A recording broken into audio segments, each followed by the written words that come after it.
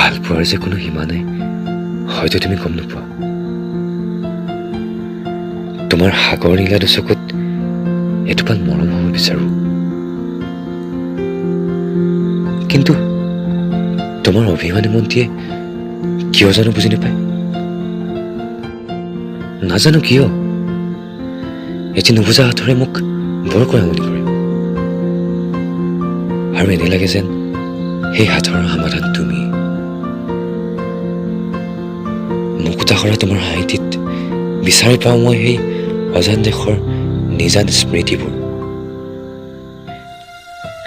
কেতিয়াবা তুমি হঠাৎ অভিমান কৰা, আৰু সেই অভিমানবোৰৰ বাবেইতো মোৰ মনত জাগি উঠে ভাল পোৱাৰ বিশাল গভীৰতা। তুমি চাগে নাজানা, জোনবাৰী হেঙুলি পোহৰত অলেখ ভাষাৰে লিখা এটি মৌশুনা কবিতা কেৱল তুমি। কিন্তু মই আজি নিস্তব্ধ, মোৰ কোনো অস্তিত্ব নাই।